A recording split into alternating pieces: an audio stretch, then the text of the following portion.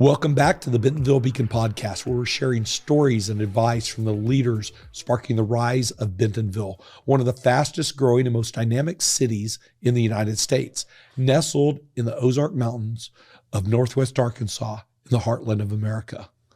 Hey, I'm your host, James Bell, and it's my pleasure to share the studio today with Rodrigo Salas, who is the Executive Director of Entrepreneurship for All Northwest Arkansas, or EforAll NWA. Rodrigo, welcome to the show. Thank you, James. It's a pleasure to be here today. Yeah, you bet. Hey, real quick before I start asking you questions for the audience, EforAll is accelerating economic and social impact through entrepreneurship, through inclusive entrepreneurship nationwide. And I'll leave it up to Rodrigo to describe more deeply what that means, but also want you to know that I'm part of the leadership advisory board here for them in Northwest Arkansas, and am thrilled to serve in that role and help out however possible. And I've also served as a mentor for some of their companies. And so let's get into this. Rodrigo, let's start by getting to know you.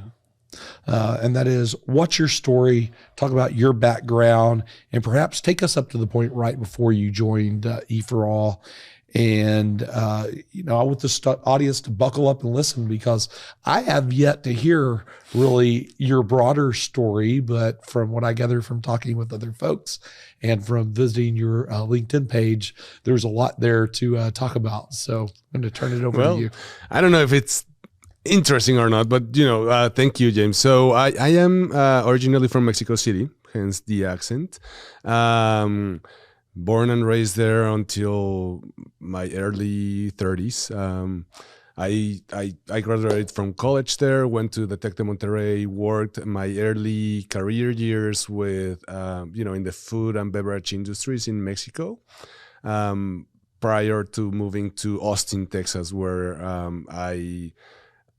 I came here to study my master in business at the University of Texas in Austin.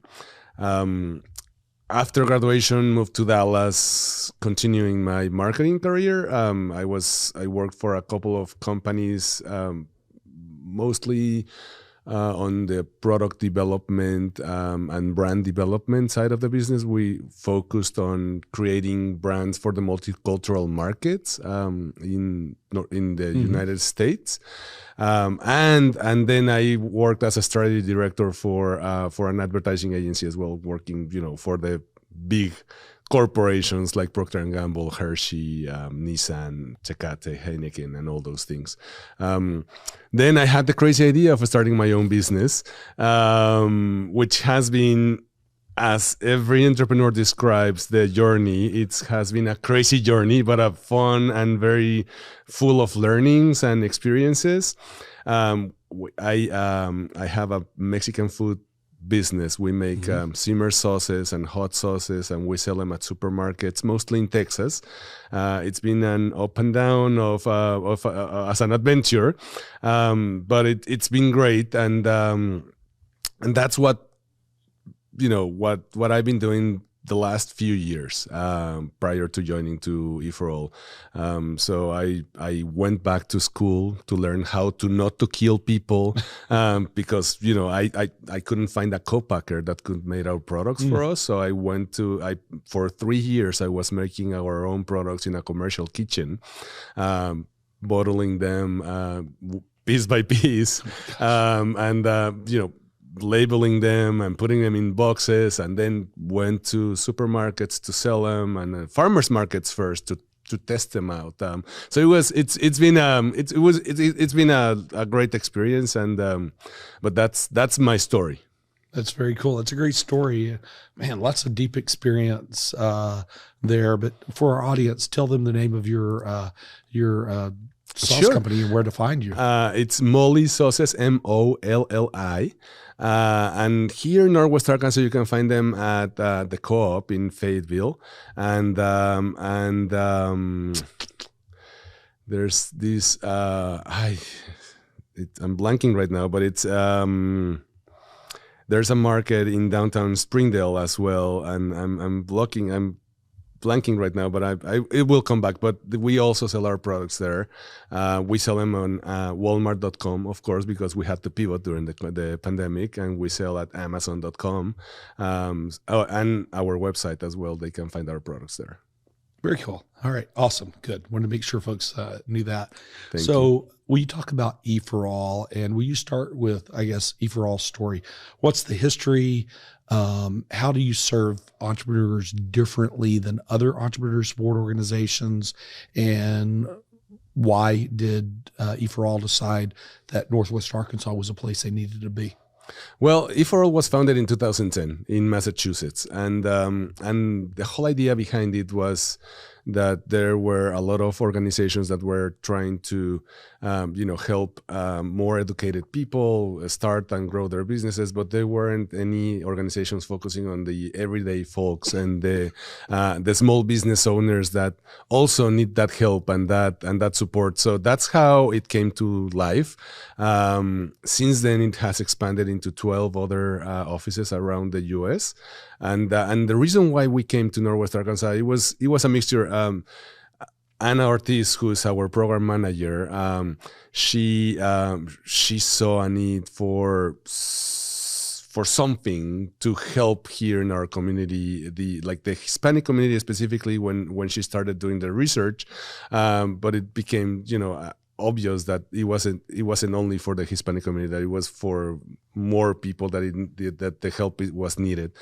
So she talked to the Walton Family Foundation, and the Walton Family Foundation, they talked to EforAll, and they were like, "Come, join us in Northwest Arkansas because we need your help in creating more equal access to business knowledge and to all these business development tools that you have, so you can help more people in the area." Because I think one of the major things that not only the Walton Family Foundation, but everybody, like the major players in Northwest Arkansas, and is that they want to create an environment where everybody has an opportunity, everybody has a place to be, and they belong in the community, and we are part of those tools that they are bringing to this market.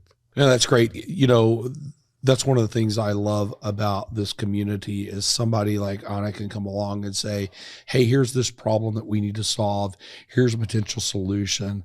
Reach out to folks like the Walton Family Foundation who goes, "Yes, that's exactly what we need to do. Let's just do it."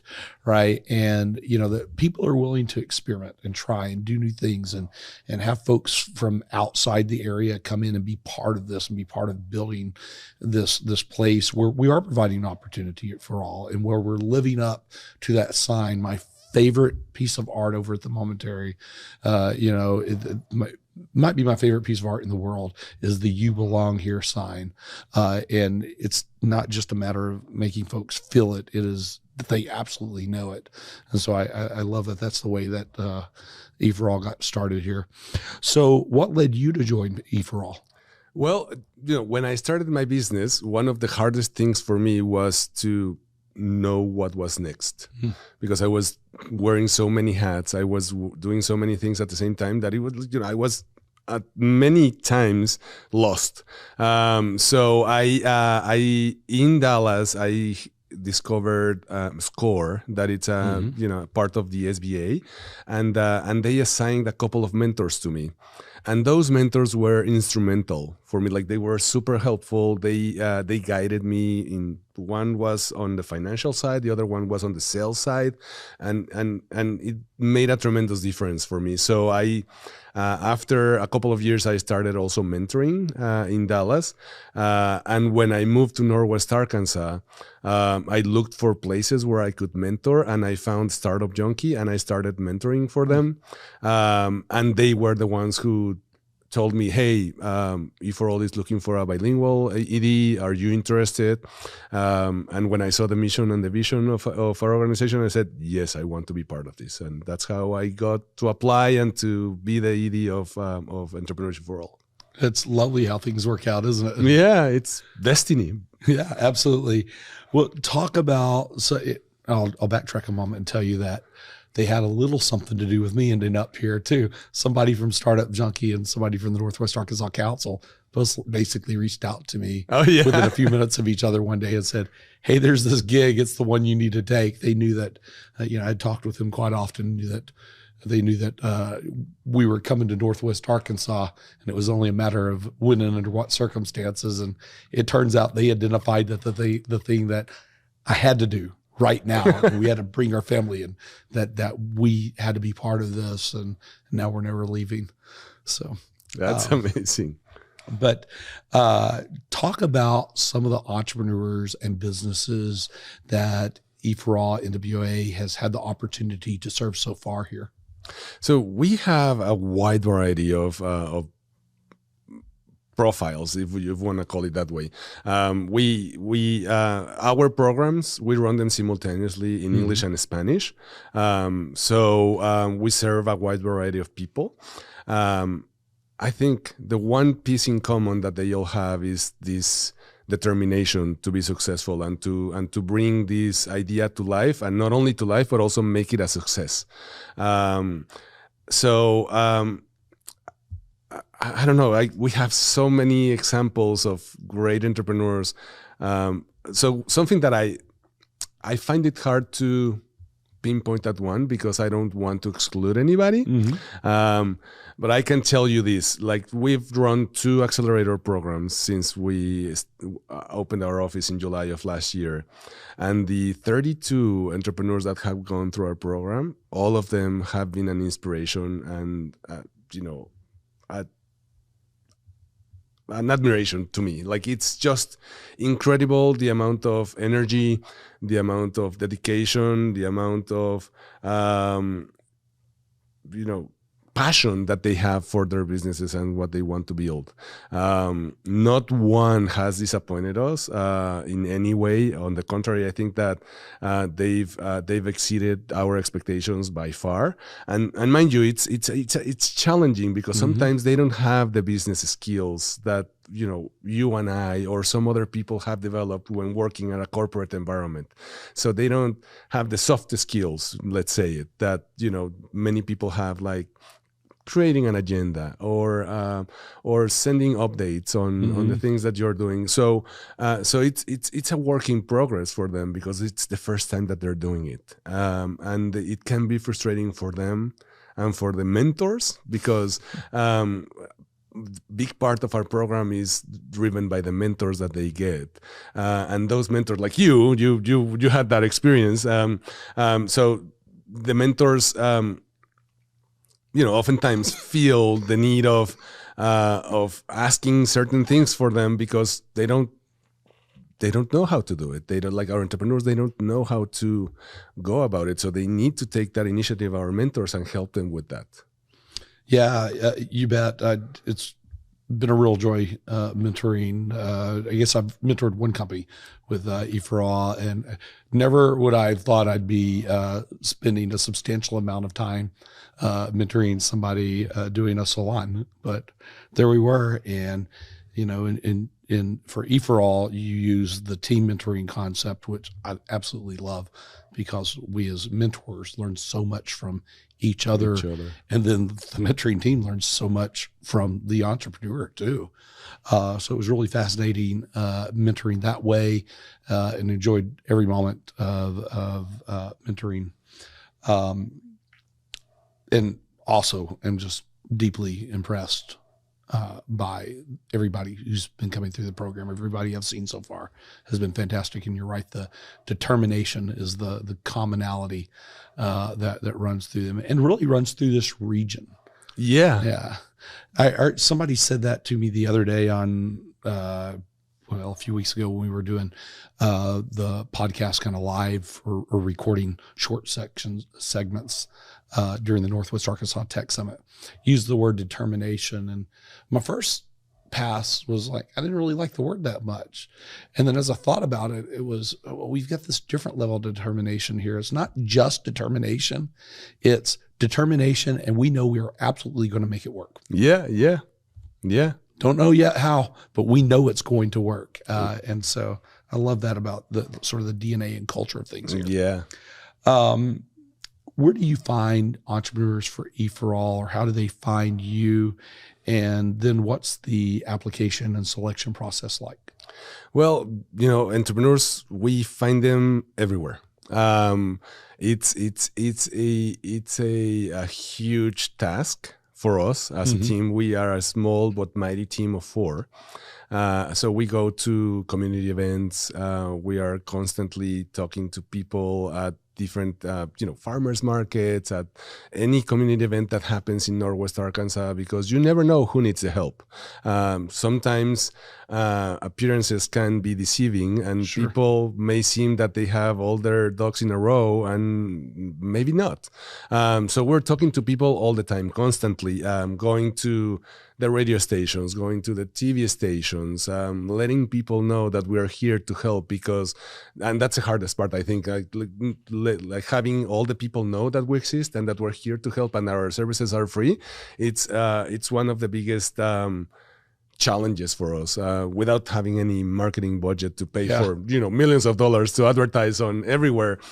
So it's basically knocking on doors and talking to people, and the way they have to apply, it's very simple. And we're actually, today we were having a conversation with our national team about how we can make it even simpler. Perfect. Because sometimes the application can be a little bit intimidating because of the questions that we ask. But anyway, so it's an online application. They have to fill it out. All we ask, and really what we are looking for when somebody's applying to our program is a clear idea of what they want to do. Whether it's we accept businesses in many different stages. They can be an idea stage, they can be in a startup, or they can be been in business for many years. But the one thing that they need to have in common, or like for each one of them, is a clear idea of what they want to do. They may not know how, but they need to know what, because that's the only way that we can help them. And the other thing that we're looking for is, and that's part of the application process, is we want to get people that are open-minded, that are willing to accept feedback, because they're going to be interacting with mentors. They're going to be interacting with people that are experts in many subjects, and they're going to give them a lot of advice, a lot of feedback. And if they're not willing to listen we're not saying that they need to take everything that they are hearing and just change everything. But if it makes sense, then you should definitely consider it and make a change on your business. So we want people that are open-minded, that want to get that feedback, and that if that feedback makes sense and it's going to make their business better, then make that change. And for that purpose, we conduct interviews with all of the semi-finalists that come through the process, so we can see how they react when somebody is challenging something about their business, with some backup or something that makes them a little bit more, not just an idea in the air, but something more reasonable, and we see how they react. So that's how we get to our final cohort that we meet. Because you are on our board. But so as the last step that we take to select our cohorts is we have a meeting with our board just to review all the participants that applied, then the ones that ended up being interviewed, and who we think, because sometimes people either they are terrible at writing, and they don't do a very good job in the writing application, or they get nervous and they're not very good at interviewing. Sure. But we and my team, we talk to those entrepreneurs, so we know them in a little bit more deeper way.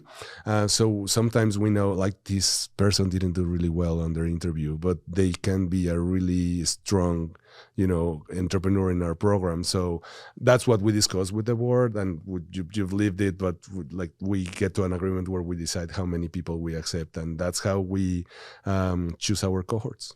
I love that approach, and especially looking at coachability, right? Yeah. Heaven knows I've met a few entrepreneurs who weren't coachable at all, and then some who were over coachable, right? You talked about not accepting all the feedback, and I'll tell the entrepreneurs out there, if you're just getting started, something you also need is what's called a founder's filter. It is your business. It is your baby. But you need to hear what others have to say about it and be able to respond to that and act on that if you need to, and talk with potential customers and find out if they care about it the same way that you care about at least the problem and how you're solving it. But there's a lot to work with there. And so that's, I think if I had a top 10 list of things an entrepreneur must have or needs to have to be, or needs to be to succeed, coachability has to be at the top of that list. It has to be, for sure. Yeah. So what's the journey like once the entrepreneur is in? Are there classes? Is there money? Do they pay you? How does it work? Well, so again, all our programs are free. So because thanks to the Walton Family Foundation that they're funding us. But basically, it's a very intense journey for them at the beginning, at least. Sure. Because the first 3 months, they need to attend classes twice a week for 2.5 hours each day. And during those classes, they're going to learn all the basic knowledge that they need to know in order to start successfully a business. But that's not all that we ask of them. So those are 5 hours that they're spending every week attending classes. But we ask them that they need to meet with their mentor teams for 1.5 hours each week, in addition to those classes, to discuss what they learned during those classes, and more importantly, how they can apply those learnings to their own business. And mind you, we are not asking them to tell the mentors, okay, do my job or do my work, but rather come prepared. So they need to spend 3, 4, 5 extra hours in between the classes and the mentor meeting, kind of like thinking through what they learned and how it applies to their business, and then bringing those things, those ideas to their mentors to discuss with them, and see what they think and what other thoughts they have, and they can enrich that experience. But that's the first 3 months. That's how it goes, and it's really overwhelming for entrepreneurs. You've seen it. After the second month, everybody is going crazy, because that's when we are looking at numbers and financial aspects of the business, and it's really, really, for some, it's really, really hard. The math and it's overwhelming. And the rest of the year, it's more about, so those 3 months, they are basically building a plan, a business plan. And it's a 1-page long business plan that we ask them to put together. So the rest of the year, they can spend it on executing that plan. Mind you, everybody is going to be in a different stage. Everybody is going to move at different paces. And that's one of the key elements of our program, that it's not like a cookie cutter kind of thing. It's like, it's really customized to each one's experience. And that's what we make sure that our entrepreneurs and our mentors understand, because sometimes the mentors get frustrated because they don't see their entrepreneurs moving as fast as they would like them to move. But everybody has different ways of working. Everybody has different experiences. So for some, it's really easy to move forward really fast. For some others, it takes them a little bit more time because it's new, everything that they're learning. But anyway, so the idea is that those 9 months after the planning, it's more about how can you bring that to life? How can you set some goals for yourself, set some goals for your business, and start trying to achieve those goals every quarter. And every quarter we get like check-ins with them, and during those check-ins we hand out some cash grants, and the idea is to help them out with small things. I mean, we give about between $10,000 and $15,000 per cohort on cash grants, and it's based on effort. These cash grants, it's not because you joined our program and you have a pretty face or you're a nice person. That doesn't have to do with who's getting the money. It's more about, did you attend all the classes? Did you meet with your mentors? Did you are you meeting your goals? Did you set your goals and are you meeting those goals? Are you working towards those goals? It's more about effort than anything, how we assign the cash grants. So every quarter we hand out those cash grants to people based on those things and also based on the need, because we ask them to tell us, what do you need? What are the things that can help you today move your business forward? And how much is that going to cost you? So based on those things, we hand out some cash grants, and every quarter we're giving them some help.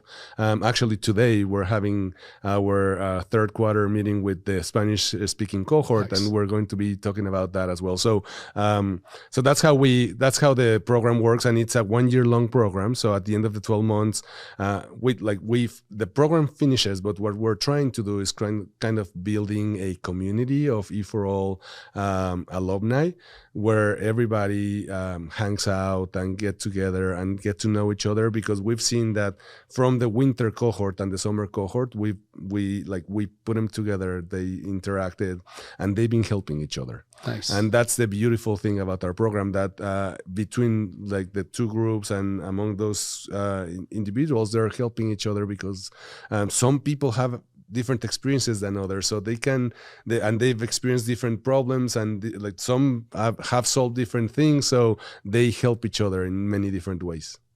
Yeah, that is the beauty of the cohort model, right? Is, many times what you really need to do is just get entrepreneurs in the same room, and they start talking about their ideas and what they're doing and where they're struggling or who they need to connect with, and it turns out other folks in the room know that exactly, not just the company and the job title or the department, but the exact person they need to reach, right? And maybe they're a personal friend. They can make that introduction, or a professional acquaintance or whatever. And that's the way entrepreneurs get stuff done, is they just figure it out. Yeah. And then when you put around it this structure of programming and helping them figure it out, that's where the magic happens. Where does the programming take place, and your pitch competitions and capstone events and so on? So you're in Northwest Arkansas, but is there one particular city it happens in, or one particular location, or how does that work? No, and that's a hard thing for us to decide, because we serve all the Northwest Arkansas region, and literally all if you look at the list of the entrepreneurs that are going through our program, they live in Fayetteville, Springdale, Rogers, Lowell, Bentonville, Bella Vista. We have Siloam Springs, we have a little bit of everything. So most of our content from the accelerator perspective, it's conducted virtually. So we do it via Zoom, because first we want to save some time to the entrepreneurs. We know most of them are, they have their daily, activities and work and whatnot. So we try to make it as easy as possible for them to be able to attend the classes. So it's via Zoom that we do the classes. The events, some of them we do them in person. We did a couple of them here in Bentonville at the Exchange. We've done a couple of them in Rogers. We've done a couple of them in Fayetteville, and a couple of them in Springdale. So we go around the region just to make sure that everybody feels included, and that they don't have to drive around. And the pitch contest is the same. We've conducted one in Bentonville, one in Fayetteville, and two in Springdale. And next year, I'm assuming it's going to be the same. And also, some of the things that affect is that we need to find for free venues because we're limited in our budget. So that also plays a role. Where can we find nice venues that are free for us to use for the events to happen? Listen up, Northwest Arkansas. That was a request. So if you have a venue where some wonderful entrepreneurs can meet up, and Yeah. EforAll can bring them in, this is the guy to talk to. You've mentioned mentors a couple of times. How do you find mentors? How do you know they're a fit for companies? And how do you pair them up with companies? So mentors are super important to our program. As I said before, like they are after, the classes. I think mentors are the second most important part of our program, because this is people that has been involved in business for the most part of their careers, and they understand how businesses operate in different ways, but more importantly, they bring different perspectives, and they challenge ideas, and they ask questions, and they sometimes have to be the motivators, the people that are, cheering them, the entrepreneurs up, and helping them continue moving forward, because they're facing so many barriers, so many challenges, that sometimes they want to just quit. Sure. And the mentors are there to like, hey, no, wait, there's a way. We can do this and we can do that. Or, they find these options for the entrepreneurs. So mentors, it's how do we find them? I go networking, it's a big part of it. So I go to a lot of networking events. I ask our previous mentors to help us connect with other people. But the one thing that I really make sure to do is I need to sit down with every single mentor that comes into our program, because not every person, they can be good mentors, but not every mentor can be a good EforAll mentor. Sure. We need people that, that are willing to empathize, to listen, to learn from their entrepreneur as well. The people that are coming into our program, we have everything from VPs from Walmart, VPs from many other organizations, to business owners, right? So it's a wide variety of backgrounds. Many of them have their own businesses, but the one thing in common is that they want to help other people. They want to provide this extra support to somebody that is in need of that support. And that's what we're looking for. We're looking for people that are willing to help, that it's not like just for their ego, because sometimes, some people like to mentor for their ego and like, oh yeah, I'm a great guy, which is great. Like everybody in our program is great. So that's how we normally find the mentors, is like through networking, through, I do a lot of cold calling on LinkedIn and things like that. The University of Arkansas has been of great help, for example, on that end. They connected us with their alumni networks, and even like the MBA and the EMBA programs. They've helped share the information, same as NWAC and other organizations. Well, you help us also share it with your newsletters on the on like the Bentonville chamber. So the chambers, of course, all of them have been very helpful. But it's tough. So if you want to be a mentor, or if you know somebody who can mentor one of our entrepreneurs, please call me, email me.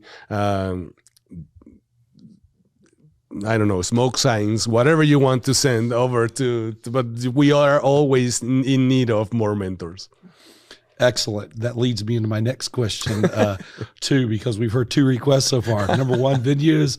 Number 2, mentors. I could make a whole list for you. Maybe you've got some items. How else can the community get involved and be helpful?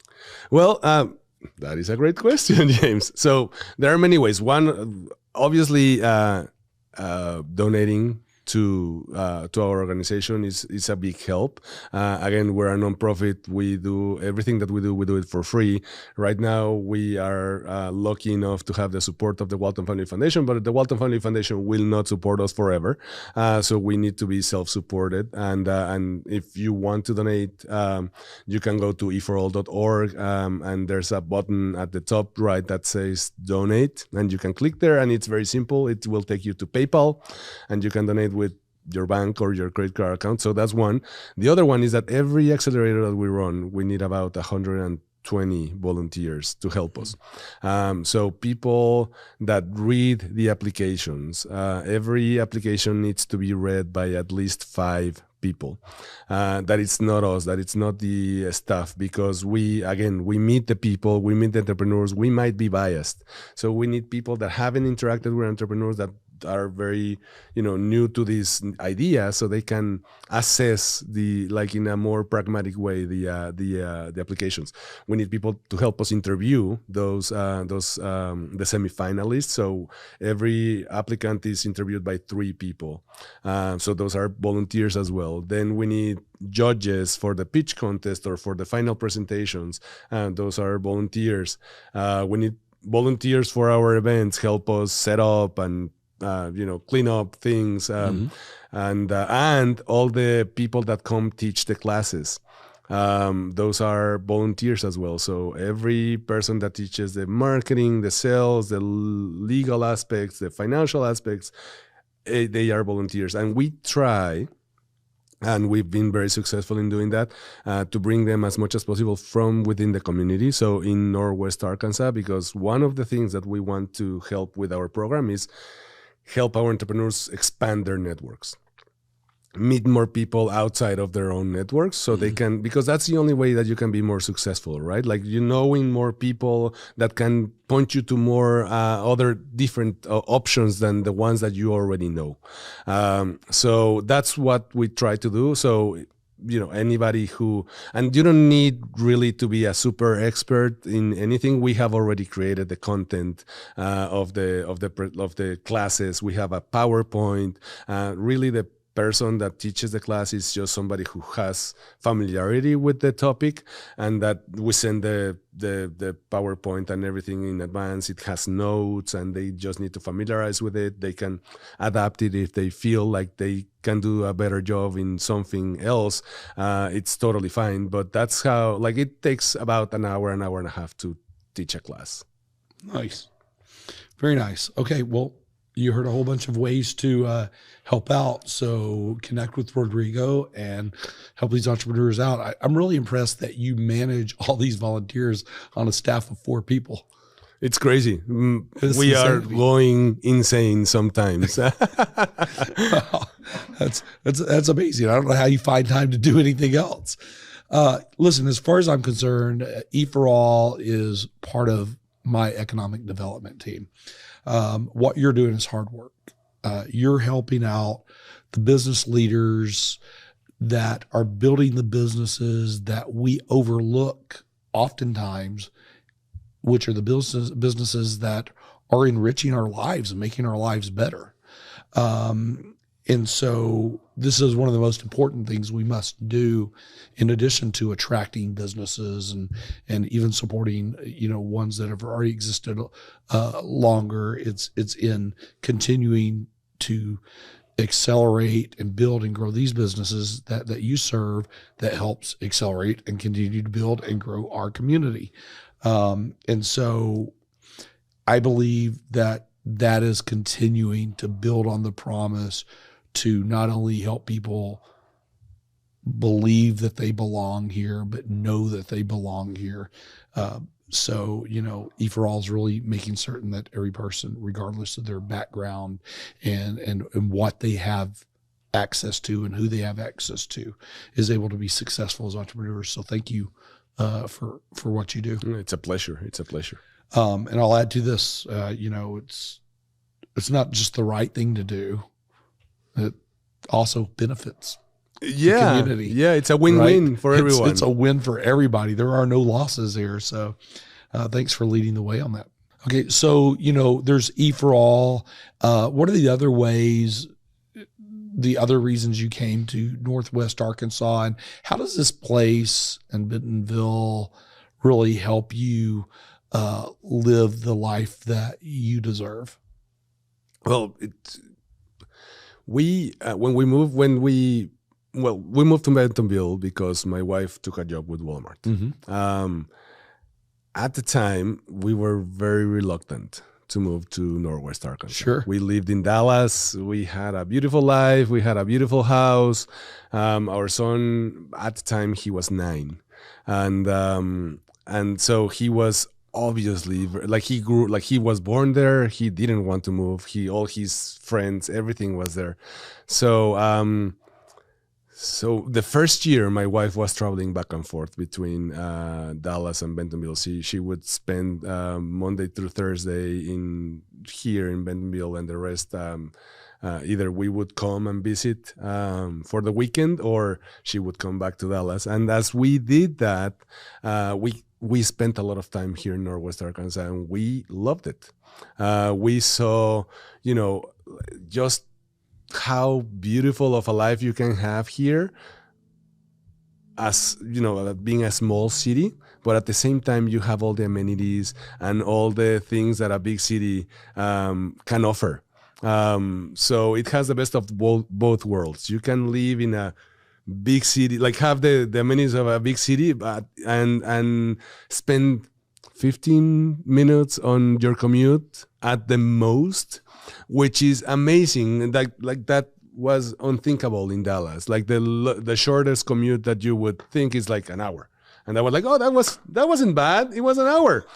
So spending 15 minutes, and honestly, the biggest, the one thing that we love about living in Bentonville is that our son, he's like free range, if you will. Like he can bike to school. He can take his bike to the square. He can go to the trails. He can do all those things that in Dallas he would have never dreamed of. Like we would have never let him go beyond our block. And here he can do whatever he wants. Well, not whatever he wants, but Understand. but mostly. So it's a fantastic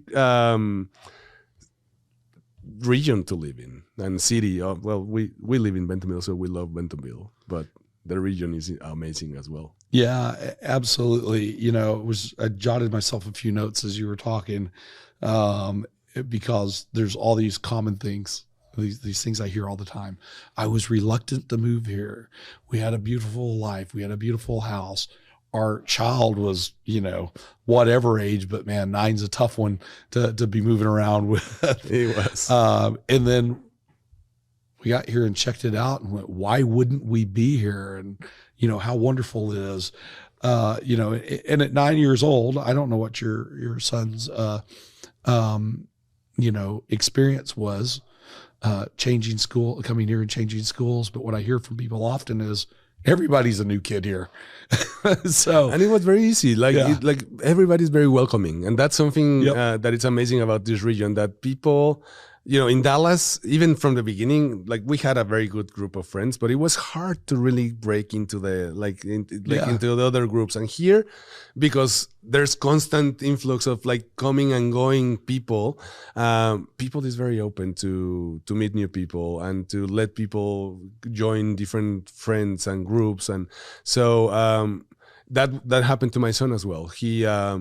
He immediately made friends, and he joined, the soccer team and the football team. So he has friends from like scouts, and so he has a wide variety of friends from different environments and different activities. So it made it easier for him, because in Dallas we never had him in those activities, because he was an hour here, an hour there, an hour and a half over there. Take him to we were like, no, you're not doing anything.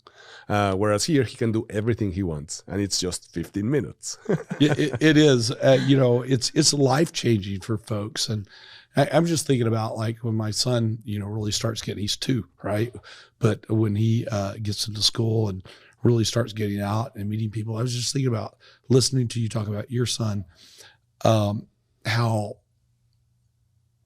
much confidence that can build in a child to always have access to these new people and to build friendships and always have the opportunity to meet new and different people with a wide range of backgrounds and try out new things, and how that's possible here. Yeah. And it's not possible other places. And, you mentioned 15 minutes. It's funny. One of the complaints I hear here is supposed to, oh, well, traffic's getting terrible. Wait, you mean it took you 15 minutes to get somewhere instead of 12? Well, yeah, that's what I mean. We complain. Yeah. Beyond 15 minutes, traffic was terrible. Yeah, exactly. So, if your commute to work's 1 hour and you want it to be 15 and complain about it, come on. What would you tell business leaders who may not have a presence here about the need for their business perhaps to have a presence here, or what they should be thinking about? I think, as a still as a developing region, I think that our region has a lot of opportunities. First, we have a highly educated, community here that have a lot of disposable income from different organizations. So that opens up a lot of opportunities for business to bring here, businesses from the likes of San Francisco and Dallas, Houston, New York, that they are paying millions of dollars for rent and taxes and all those things. They could make a huge buck here if they wanted to, if they wanted to bring any, because at the end of the day, there are still a lot of needs, from food to services. You can find everything, but it's also limited because of the, so I think that there's still plenty of opportunity for people to be very successful. I met so many people that started with nothing, and today they have 3 car dealerships, or they started a furniture business, and they are growing and they are producing in Springdale, and it's not Bentonville, but it's close. Yeah. But they started from crafting their furniture in their own garage, and now they have a whole warehouse where they produce that. So I think we're in the heart of the country. You can ship to anywhere from here for cheaper than many other regions. So I mean, even from that perspective, not if you don't want to make a business just in the community, for the community in the community, but want to make a national business, you can build it from here. You have the largest retailer in the world. In Bentonville, you have the largest meat producer in the world, and you have the largest transportation company in the U.S. So, and the University of Arkansas. So you have a lot of things here like that, would make sense for any business to start to bring have their own presence here. Yeah, you bet. I mean, and you mentioned Springdale and these other places. One of the things I love about this region is I think you can think the region's almost 600,000 people, right? And no one city super dominates the region like in a lot of places. And so you can think of Northwest Arkansas as itself as a city, and Bella Vista and Pea Ridge and Bentonville and Springdale and Lowell and Fayetteville, and I know Rogers, and I know I'm leaving some out, but you can think of these as the communities or the neighborhoods within the city of Northwest Arkansas. And a company can come here and be in the town it needs to be in to be closest to its customers, or that fits its profile in some way. And also the different people who work for that company can live in the neighborhood that they want to live in. And it's all within 35 minutes of each other. Yeah. Right. Yeah. It works quite well. And so I think about this region as a place where people need to be, and then figure out where it is you want your business to be, figure out where it is you want to live. And I say that as an economic developer, right? You get to pick. And it's all amazing and wonderful. Yeah, and honestly, thinking about the new generations that are, the Gen Z and even the millennials that are thinking more about quality of life more than, building a career in a big corporation. They want to have a little bit of both. Yeah. And this is the perfect place for that, because you have all these outdoor activities and things that you can do. You have museums, you have the theater, you have everything you want, like from entertainment perspective and from a lifestyle perspective. And then you have a lot of employers, or you can build your own business and make it as successful as well. Because also one of the misconceptions that I always hear from people that doesn't know what Northwest Arkansas look like is, but it's all like there's no diversity there. And it's like there is a lot of diversity in our community. 30+% of the population is Hispanic, Asian, African American, or any other, and it's growing. It's not that it's stopping there. So one of the biggest things that I love about this city is that we have a huge Indian community, and they have these amazing restaurants that our family will love Indian food. So, and they have really good Indian food in here, and Mexican and Thai and Vietnamese. So it's I mean, you can't go wrong bringing your business here. Oh, you can't. Yeah, I love food, and of course, let's not forget the Marshallese community. The Marshallese. The highest density of Marshallese people that aren't in the Marshall Islands, which might surprise some folks to find out. Now, I need a few Marshallese restaurants, so we need to get those. We are. She's opening. She's opening soon, hopefully. Awesome. I can't wait. Well, let's turn this sell up a notch, because you mentioned that there are opportunities for, we're growing so fast that we need more and more different professional services or more services, businesses, and so on. What I think of is bookkeepers. My goodness, if you're a bookkeeper, just pack everything up and move right now, or leave your stuff behind and get new stuff, whatever you have to do to get because I bet you can build your book of business in less than a year, in months, perhaps weeks. For sure. Met a psychotherapist who moved here during the pandemic, and she got here in February. I think she said February of 2020. Then March of 2020 happened. She's like, "Oh my gosh, how are we going to build our business?" And a year later, she was trying to figure out, how can I find a new office because I need to expand? How can I add a psychotherapist because I literally cannot add another customer to my book of business? She had no additional capacity at all. And so she went from, how in the world is this going to work, to how in the world is this going to work because I can't serve all the customers. Keep up, yeah. Yeah. And this is happening over and over again to folks. I mean, what are some other, based on your experiences with the companies that you're mostly serving and from your life, what are some other types of businesses that could I can think of build a book of business quickly? Many. So in the construction industry, for example, plumbers, electricians, wood working people that make cabinets and things of that nature. I hear people like that are remodeling, that are building new houses, and that they can't find enough people for that. So businesses on that regard, I think it's crazy. Cleaning services from a commercial and a home perspective, it's there aren't enough. Even like mowing services, there aren't enough people to mow the lawns, and like from a commercial or a home perspective as well. Obviously restaurants, there's always but that's a little bit more, challenging at times. Sure. It's not a clear shot sometimes.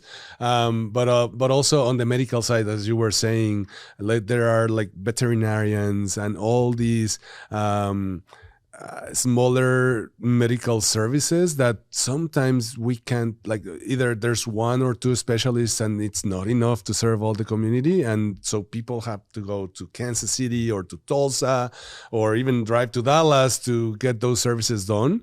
So I think there's a sea of opportunities here, actually. There really is. And to some folks, this may sound like a negative, but it's actually quite a positive, right? Because this is reflective of how quickly we've grown. And so what will happen now is these folks will infill, and the answer to our growth is actually now more growth. And so you've got this growth that's building on itself and making this community an even better and amazing place. So, in the short time you've been here, what's one of the more interesting things that you've noticed, or one of the more interesting changes that you've noticed about Bentonville? Changes, I would probably say that one of the most interesting changes have been in Bentonville. We're talking about Bentonville. I would say all this building that is happening in the last 2 years. Like, it's crazy. Everywhere you go, you turn around the corner and there's a new construction happening. They're tearing down some old construction and building a new apartment complex, or, the Walmart home office that they're building. It's just incredible what they've done in just a year since they started building that. But like all this construction that is happening is just mind-boggling. Boggling? Blowing? Boggling. You're there. You got it. Okay, good. English as a second language issues here. But yeah, so I think, it's changed in so many other ways. But that, I think, to me, the construction has been really impressive. It has been, even in the short time I've been here. And the construction here happens oftentimes 7 days a week. Everywhere you go, there's somebody building something.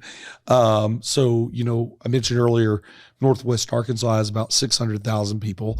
Bentonville itself has about 10% of that, about 60,000. And yet we pulled more than $1 billion in construction permits last year.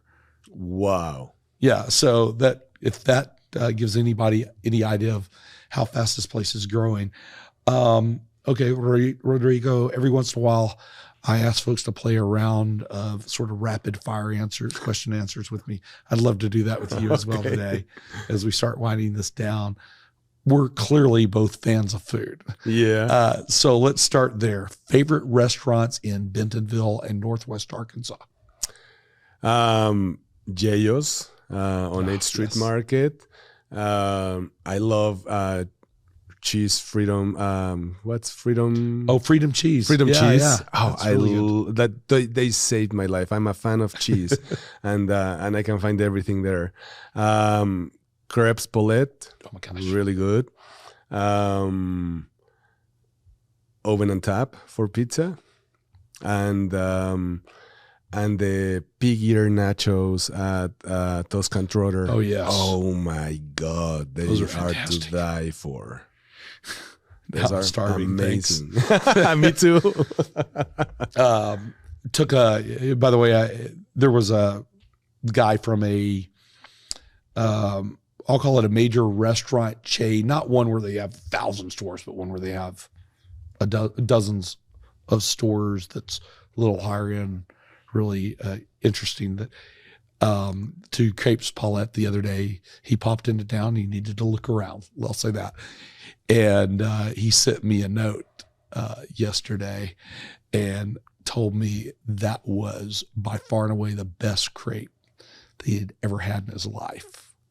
Really? This guy really spends his time going to towns and make sure he checks out, restaurants while he's there to get a pulse on the restaurant industry. I haven't told them at Crepes Paulette that yet, but favorite bars in Bentonville? Scotch and Soda, Preacher's Son, the bar at the top, the rooftop, it's really good. I don't know. I don't go out much I'm old, so I'm boring, same. And I don't go out much for that. So those are the two that come to mind. Well, and actually, you know what, the Dive, or I think it's the Dive, the name of the one they built on the corner of across from the Preacher's Son. Yeah, that one is really cool because it's very down to earth. Well, and the Momentaries, that is beautiful. That one too. Yeah, the Tower Bar is really cool. The Tower Bar. Really cool. Favorite place to get outdoors around here? I would say Kohler. Nice. It's I love it, and it has everything. You have an airship to go drink a coffee in the morning if you want to, or you can go to the top now that they finished the staircase, the steps. Yes. 11 flights. Yeah, it's crazy. I haven't done it yet, but I plan to do it sometime. So yeah, Kohler, and I would say Beaver Lake. It's also one of our favorite places to go. Great places. Favorite place to watch people? I'd say one is Crystal Bridges. It's a weird one, but it's always a different crowd, and it's an interesting crowd. The other one would be the Square, Bentonville Square, on a Saturday night, evening. It's a fun people watching place. Absolutely. You walked me into my next one, just a couple more to go. Favorite museum or cultural institution? I'm going to add something to that. And before you answer, if you say Crystal Bridges, which is a very legitimate answer, then you have to take a second shot, because everybody knows about Crystal Bridges. It's that amazing. Well, not everybody, which is weird. Right. It's crazy. I don't know how people don't know about it being it's a gem, honestly. But Momentary, we love going to the Momentary. We don't go that often, but the Native American Museum as well, it's really cool. Very eye-opening for us, because we didn't know all the story behind these lands, and so it's a great place to go as well. Yeah, absolutely. And favorite place that we probably underappreciate in Bentonville or the Northwest Arkansas region?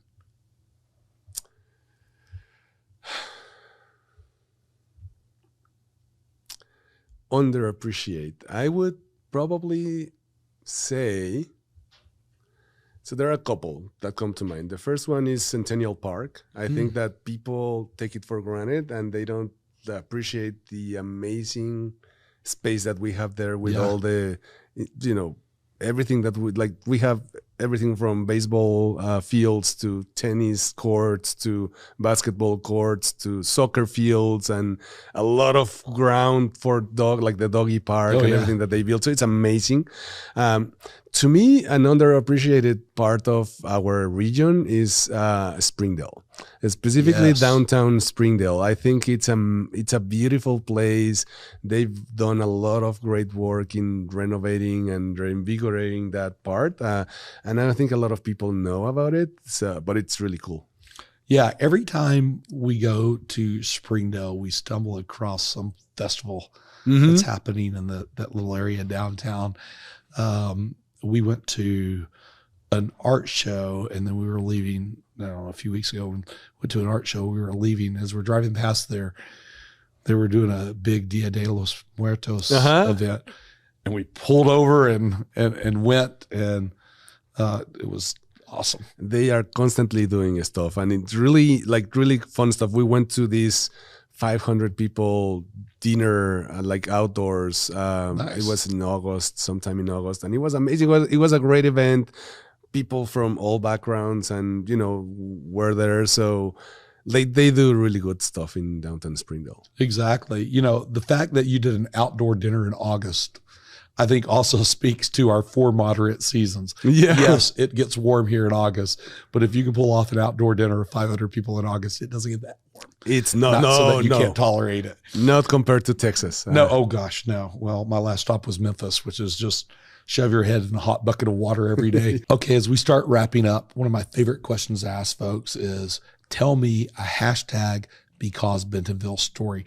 That's something that, perhaps happened, or a moment that you look at it and go, that could only happen here, or it describes the essence of this place.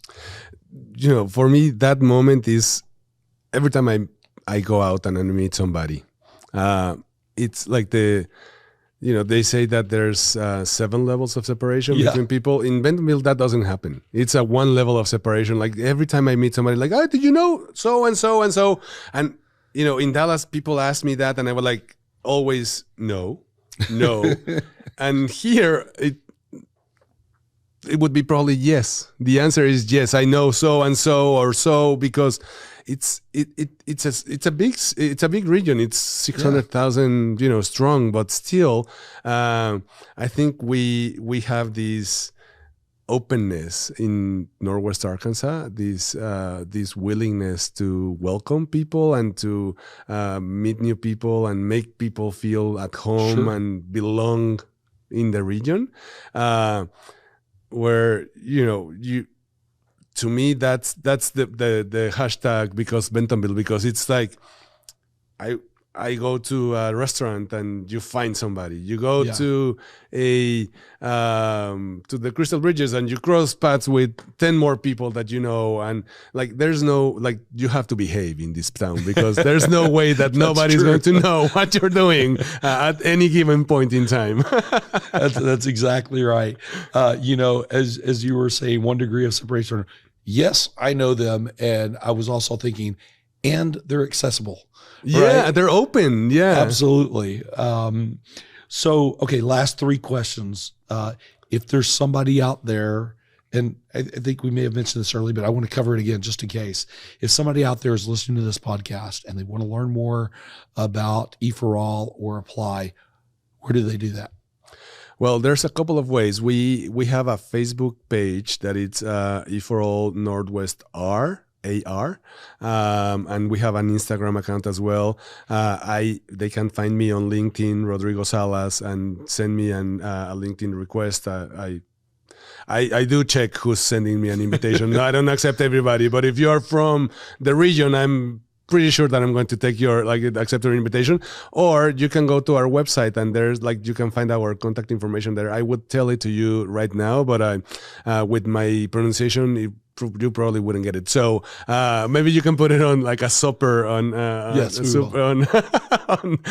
but it's rodrigo.salas@eforall.org, and they can send me an email there, and I'm always responding to my email. Excellent. Yeah, in the show notes, we always link the people and the organizations that have been talked about. So we'll definitely have you there. What's the next big thing for EforAll NWA, or what events or dates are coming up that we should pay attention to? Well, we're just about to kick off our winter 2023 accelerator program in January 9th in Spanish and January 10th in English. So we accepted 17 new entrepreneurs into our program. So we're excited to do that next week.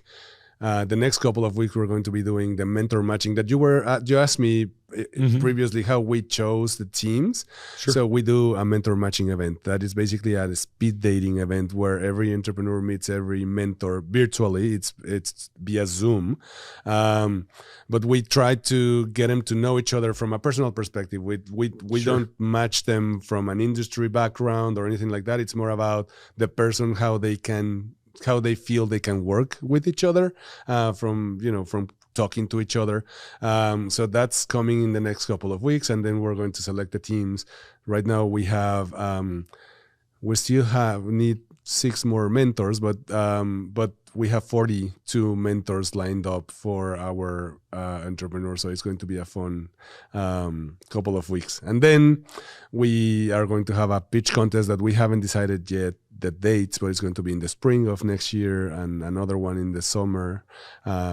And we have opened our applications already for our summer accelerator that starts in July. So people can start and have actually already started applying to that accelerator that it starts in July. So they can go to our website and they can apply there. Okay, great. That works. Perfect. Maybe I lied to you. I've got 2 more questions because I think I said 3, then we did 2. Here's one I come back to from time to time, and I'd love to know yours. If you had a superpower, but it came with a significant limitation, what would it be? And while you're thinking about it, I'll offer up one of my own. And mine would be if I wanted to change the outcome of, doesn't matter the sport, any Arkansas Razorback sporting event, be it basketball or football, maybe that's the one I'd want to change something in right now, or whatever I'd want to do, I'd be able to do that. However, the significant or unfortunate limitation would be that every time I used that superpower to get us a win, it would also award a win to the Texas Longhorns over us in the same sport immediately. Yeah, I knew I would get that from you, but we'll give you a little down Texas. It's the first time down Texas has appeared on the show, isn't it? And the hook 'em up. Hook 'em. If you're from Texas, we still love you too. You understand. I don't know. I've always wanted to have the superpower of reading minds. Nice. Knowing what people are thinking when just sitting around and doing stuff, or when you're talking to them, because oftentimes you don't know what they're what's going in their minds when they're talking to them. Maybe the limitation would be that I couldn't use any of that information as in my advantage. Solid. But yeah, I think that it would be amazing to know what people think. That is a solid limitation. I would have only limited you to maybe not being able to read your wife's or your son's minds. Right. That is a solid limitation that you picked out. You didn't cheat at all on that one for sure. Okay, last question. What should I have asked you that I did not ask? I think you covered everything. You did a very good job in asking questions, James.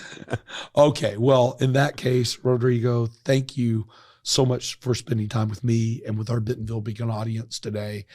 Really appreciate the work that you're doing, the way you're helping those entrepreneurs that really are enriching our lives every day, and the work that you're doing in this community. Now you're helping build Bentonville in Northwest Arkansas. Thank you so much for your service to our community.